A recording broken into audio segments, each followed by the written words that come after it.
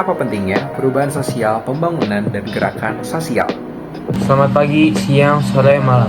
Kita hidup dalam masyarakat yang selalu berubah seiring berjalannya waktu.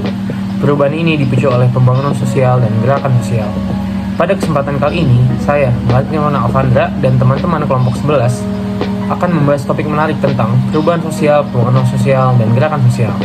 Dalam diskusi kami, akan kami rinci definisi, jenis-jenis, serta dampak perubahan sosial, pembangunan, dan gerakan sosial. Mari kita bersama-sama memahami peran kita dalam membentuk masa depan masyarakat. Perubahan sosial adalah perubahan interaksi antar individu, kelompok, ataupun komunitas dalam masyarakat, dan hal ini biasanya mempengaruhi nilai ataupun norma mereka. Dalam hal ini, UNESCO berusaha menghilangkan ketergantungan masyarakat terhadap PLTU batubara ataupun bahan bakar fosil.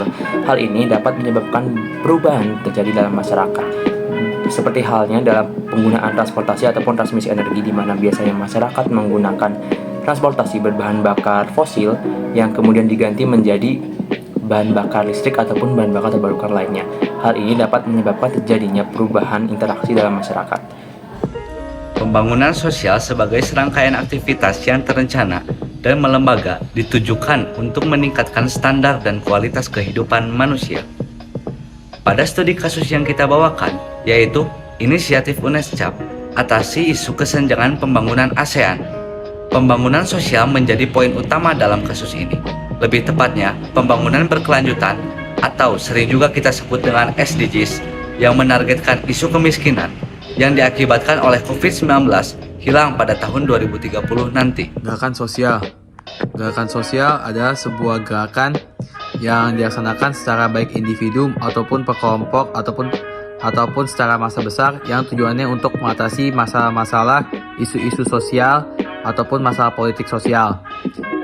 Gerakannya sendiri ada dua, ada gerakan revolusi dan reformasi. Revolusi untuk mengganti secara cepat, reformasi untuk membentukkan sistem yang ada.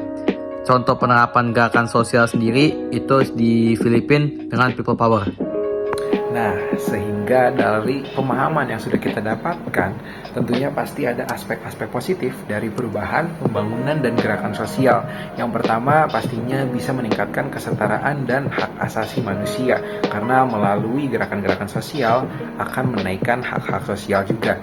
Terus selanjutnya ada juga peningkatan kesadaran sosial, karena adanya gerakan sosial sehingga hal tersebut akan mengarah kepada perubahan sosial yang terjadi di suatu negara. Yang berikutnya, pastinya juga ada pemberdayaan masyarakat, karena melalui partisipasi masyarakat dalam membawa perubahan melalui gerakan sosial akan adanya manusia-manusia yang diberdayakan sehingga ada perubahan yang menjadi suatu masyarakat atau komunitas yang lebih positif. Dan yang pasti terakhir adalah meningkatkan kesejahteraan, karena gerakan-gerakan sosial biasanya muncul karena adanya kesenjangan di mana masyarakat mengalami hal-hal di mana mereka itu merasa lebih rendah dan mereka menginginkan hak yang lebih atau mereka menginginkan hak yang lebih setara sehingga tidak adanya perbedaan yang terlalu jauh. Kontroversi negatif dalam topik ini dapat timbul karena berbagai alasan. Beberapa contohnya adalah pembangunan infrastruktur dapat mengancam lingkungan alami serta masyarakat yang tinggal di sekitar area tersebut. Kemudian, globalisasi dapat melunturkan budaya-budaya yang sudah ada dan terganti dengan budaya-budaya negatif yang datang dari luar. Kemudian yang terakhir, aksi protes dapat menyebabkan perpecahan karena protes tersebut dilatar belakangi oleh tujuan politik. Jadi